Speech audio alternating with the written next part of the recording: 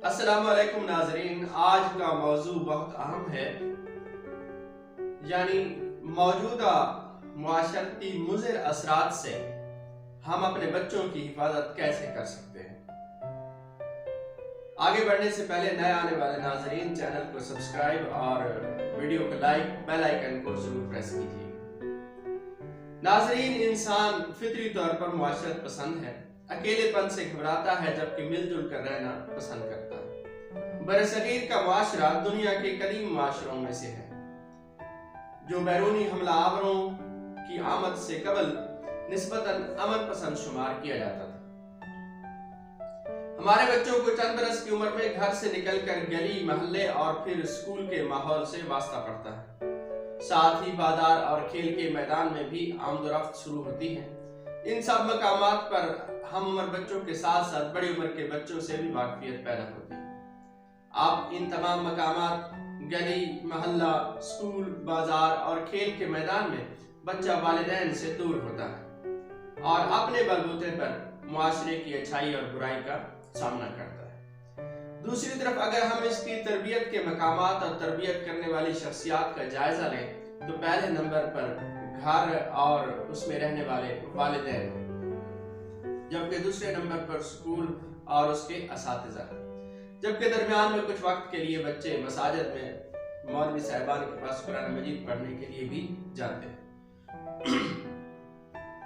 ناظرین، والدین، اساتذہ اور بچہ یہ ایک تکون ہے جو بچے کی شخصیت کی مثبت تعمیر کا کردار ادا کرتی ہے۔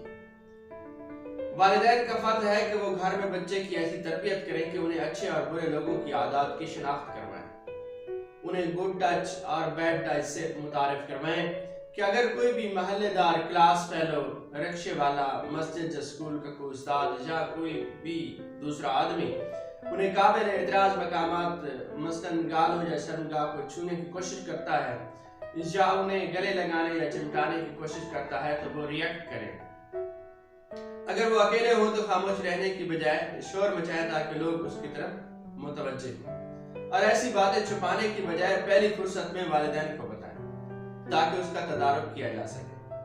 بچوں کا ڈر اور لا علمی کی وجہ سے ان کا خاموش رہنا انہیں ہمیشہ کے لیے برائی کی دلدل میں دھکیل دیتا ہے۔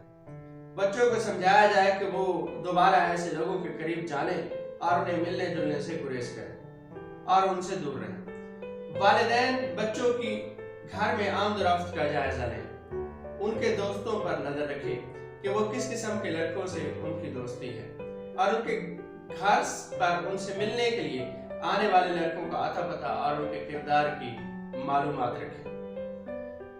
ناظرین، والدین کو چاہیے کہ اگر کوئی ان کے بچوں کو کپڑے، جوتے، کتابیں، جیب خرچ یا موبائل تحفے میں دے رہا ہے تو اس کا نوٹس ضرور لیں اور چھان بین کریں۔ آپ کی چشم پوشی اور غفلت آپ کو کسی بڑے امتحان میں ڈال سکتی ہے۔ بچوں کو فارغ اوقات میں خصوصاً رات کے وقت زیادہ دیر گھر سے باہر نہ رہنے دیں۔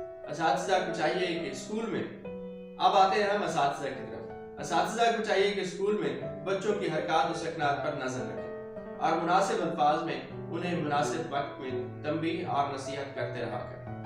اگر کوئی قابل اعتراض بات ہو تو فوراً والدین کو آگاہ کریں۔ والدین کو بھی چاہیے کہ وہ اسکول کے اساتذہ سے رابطے میں رہیں اور بچے کی تعلیمی اور غیر تعلیمی سرگرمیوں سے باخبر رہیں، لیکن ساتھ یہ بات بھی یاد رہے کہ جہاں بہت زیادہ نرمی بچوں کو بگاڑ دیتی ہے، وہیں بے جا سختی بھی بچوں میں بغاوت، بزدلی اور احساس کمتری پیدا کرتی ہے۔ اس لیے اس مسئلے میں اعتدال کی راہ اختیار کرنا چاہیے۔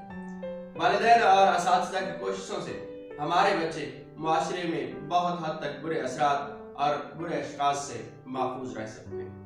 اگلی ویڈیو تک کے لیے اللہ حافظ۔